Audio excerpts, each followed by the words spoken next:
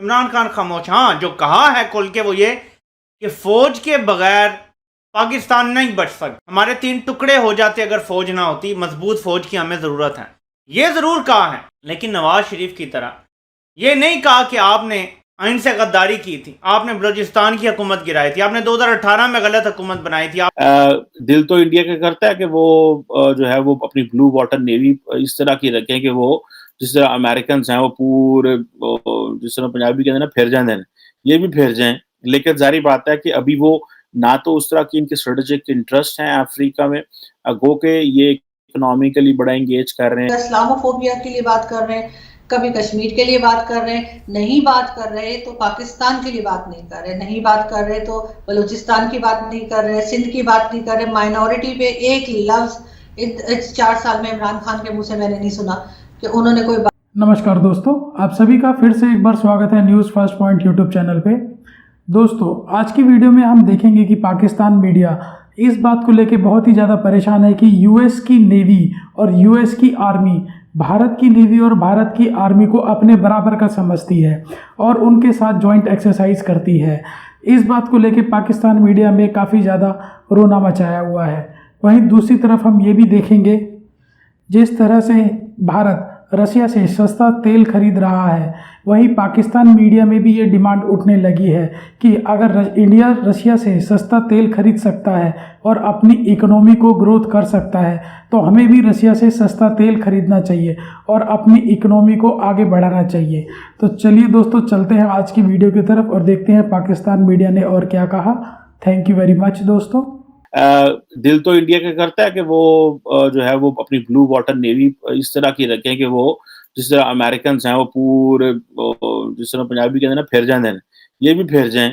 लेकिन जारी बात है कि अभी वो ना तो उस तरह की इनके स्ट्रेटेजिक इंटरेस्ट हैं अफ्रीका में, गो के ये इकोनॉमिकली बड़ा एंगेज कर रहे हैं। ये बातें बढ़ के मीडिया में आती हैं जनाब कि चाइना के साथ कम्पीट कर रहे हैं, बहुत कुछ कर रहे हैं। लेकिन as a net security provider होने के लिए रिसोर्सेज सुनने में आ रहा है कि डाइवर्ज नहीं हो पा रहे, क्योंकि आर्मी बहुत बड़ी है, उसके लिए उसकी तनख्वाहों में बड़ा पैसा चला जाता है। बड़े $76.6 बिलियन इंडिया का डिफेंस बजट है, लेकिन even then things are not that much clear for the navy and the air force.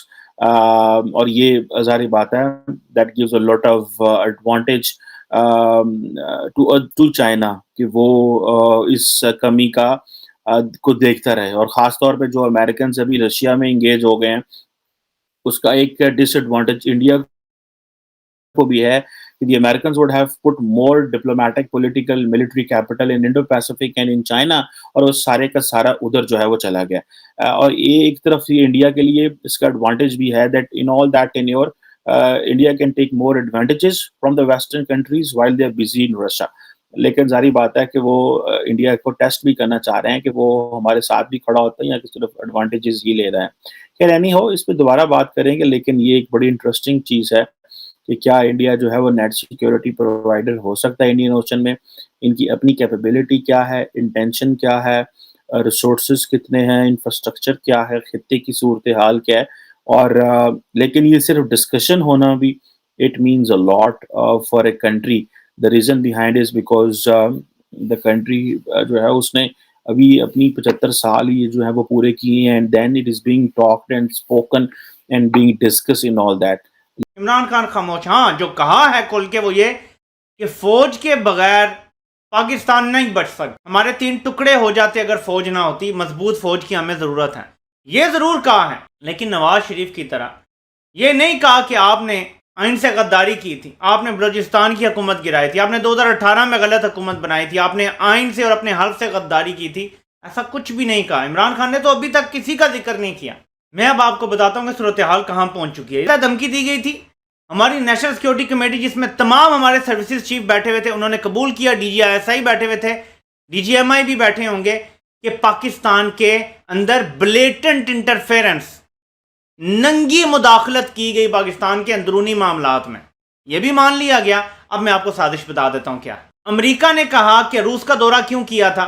Shahbaz शरीफ ने अभी इमरान खान के खिलाफ वोट ऑफ नो कॉन्फिडेंस कामयाब नहीं हुई थी तो पहले ही कहना शुरू कर दिया था मैं आपको बताना चाहता हूं कि beggars can't be choosers. Khawaja Asif ने कहना शुरू कर दिया था कि हमें वेंटिलेटर लगे हुए हैं और वो अमेरिका ने लगाए हुए हैं। हमजा शहबाज का बयान है, देखें जी, अमेरिका के मुखालिफ वो बयान दे रहा। अच्छा, एक और साजिश, आपको निशानियां बता रहा हूं थोड़ी, फिर आपको बताता हूं पीछे से कहां शुरू हुई साजिश। अगर साजिश नहीं है और अमेरिका के दबाव पर यह हुकूमत नहीं बनी तो रूस के साथ जो मुआहदा इमरान खान करने जा रहे थे ना, सस्ती तेल और गैस और गंदम, वो खरीद के दिखा दो। मेरा चैलेंज है ये तमाम पीडीएम जमातों को, अगर साजिश नहीं हुई, ये लिटमस टेस्ट है साजिश हुई है या नहीं। मेरे पाकिस्तानियों, आप डिमांड करो, आपका हक है, आपको सस्ती गैस, सस्ता तेल और सस्ती गंदम मिले, यह आपका हक है, डिमांड करो।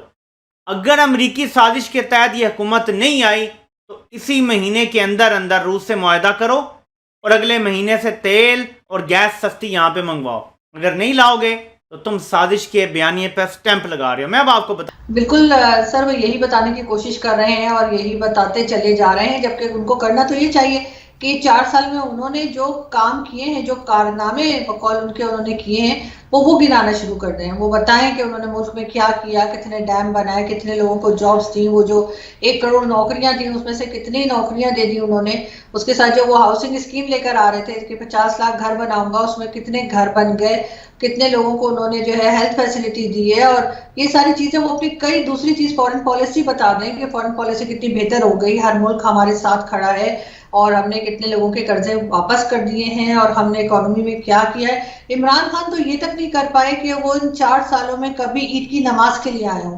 लोगों ने 4 साल के बाद जो है प्राइम मिनिस्टर को अपने बीच में पाया कि जो नमाज पढ़ रहे थे और वो शहबाज शरीफ साहब थे। तो इमरान खान ने तो इतनी लापरवाही की, 12 बजे से पहले वो उठते ही नहीं थे, सुना है 12 बजे ऑफिस आते थे और 4 बजे फिर घर चले जाते थे। तो अगर आप इतनी लापरवाही के साथ जो है वो काम करेंगे और मुल्क चलाने की कोशिश करेंगे तो नहीं होती। और इनको जैसे पीएमएलएन में कोई पीएमएलएन की सपोर्टर नहीं हूँ, लेकिन मैं फिर भी कह रही हूँ कि पीएमएलएन अगर बताना चाहे तो अपनी मोटरवेज बता देते हैं, वो अपनी जैसे कहना चाहिए कि कह देते हैं कि जी हमने जो है मेट्रो बनाई है, हमने ये किया है, वो किया। तो इमरान खान को भी चाहिए कि वो एक लिस्ट बनाएं और बताएं कि उन्होंने 4 साल में क्या किया है, सिवाय इल्जाम लगाने के, सिवाय इसके कि एनआरओ नहीं दूंगा और इसी किस्म की बातें करने के अलावा कुछ नहीं किया। उसके बाद वो एक और ज्यादा पाकिस्तान को जो है कहना चाहिए दीवार के साथ उन्होंने इस तरह से लगाने की कोशिश की कि जी इस्लामिक कंट्रीज का जो है टीवी चैनल लेकर आएंगे। आप हर जगह पे मजहब इस्तेमाल करना शुरू कर दिया, जो कि बहुत नुकसानदेह है और ऐसा नहीं होना चाहिए। वैसे तो वो खैर वो टीवी चैनल को लॉन्च नहीं कर पाए, जो कि एक अच्छी बात है, लेकिन उन्होंने हर जगह इस्लामोफोबिया के लिए बात कर रहे हैं, कभी कश्मीर के लिए बात कर रहे हैं, नहीं बात कर रहे तो पाकिस्तान के लिए बात नहीं कर रहे, नहीं बात कर रहे तो बलूचिस्तान की बात नहीं कर रहे, सिंध की बात नहीं कर रहे। माइनॉरिटी पे एक लफ्ज इस 4 साल में इमरान खान के मुंह से मैंने नहीं सुना कि उन्होंने कोई